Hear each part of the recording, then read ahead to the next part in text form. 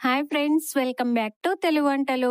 ఇప్పుడు మామిడికాయల సీజన్ కాబట్టి ఈ రోజు ఈ వీడియోలో సంవత్సరం పాటు నిల్వ ఉంచుకునే మామిడికాయ పచ్చడి రుచిగాను అలాగే సులువుగాను పర్ఫెక్ట్ కొలతలతో ఎవరైనా ఈజీగా చేసుకునేలా చేస్తున్నానండి. మీరు కూడా నేను చూపిస్తున్న విధంగా పర్ఫెక్ట్ కొలతలతో చేసుకోండి, పచ్చడి రుచిగా వస్తుంది. పచ్చడి ఎలా చేయాలో చూద్దాం రండి. పచ్చడి చేయడానికి పుల్లటి మామిడికాయలను తీసుకోవాలి. నేను అప్పుడే తెంపిన చెట్టు మీది కాయలను పచ్చడికి ఉపయోగిస్తున్నానండి. 15 కాయల దాకా పచ్చడికి తీసుకుంటున్నానండి. ఈ కాయలను 1 గంట పాటు నీళ్ళలో ఉంచాలి. ఎందుకంటే కాయల మీద ఉన్న డస్ట్ సోనా నీళ్ళలో నాని ఈజీగా వస్తుంది.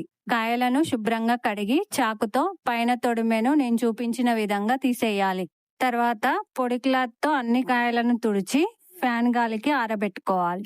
ఇప్పుడు కత్తిపీటతో మామిడికాయలను చిన్న చిన్న ముక్కలుగా కట్ చేసుకోవాలి. ఇలా ముక్కలలో జీడిని తీసి దానికి ఉన్న సన్నని పొరను ఖచ్చితంగా తీసేయాలి. ఈ విధంగా అన్ని ముక్కలను శుభ్రం చేసి పక్కకు పెట్టాలి. ఇప్పుడు కట్ చేసుకున్న కాయల వెయిట్ చూడాలి. నేను కట్ చేసిన కాయల వెయిట్ చూస్తే 2 కేజీలు ఉన్నాయండి. ఇప్పుడు 1 కేజీ మామిడికాయలకు 1/2 కిలో ఉప్పు కారం వేసుకోవాలండి. మన కాయలు 2 కేజీలు ఉన్నాయి కాబట్టి 1/2 కేజీ ఉప్పు, 1/2 కేజీ కారము, కొన్ని వెల్లుల్లిపాయలు, 1/2 కిలో వెల్లుల్లి ముద్ద, 1/2 కిలో పచ్చి ఆవాల పొడి, కొద్దిగా మెంతుల పొడి వేసి బాగా కలిసేలాగా కలుపుకోవాలి. ఈ మామిడి ముక్కలను వేరే డబ్బాలోకి వేసి మూత పెట్టాలి. మరుసటి రోజు నీళ్లూరాయి చూసారా? ఈ విధంగా ఉప్పు కారం కాయలకు బాగా పట్టేలా కలపాలి.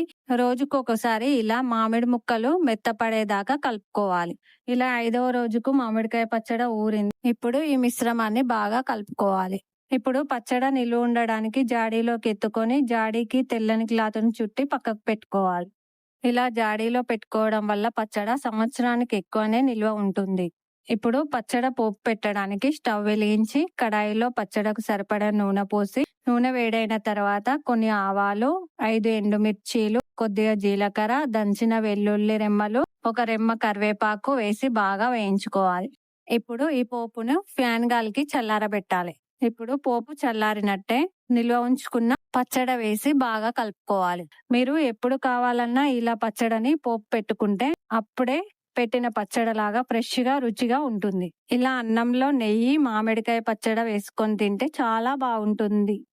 ఇలా మీరు కూడా ఖచ్చితంగా మామిడికాయ పచ్చడి ట్రై చేయండి, చాలా బాగుంటుంది.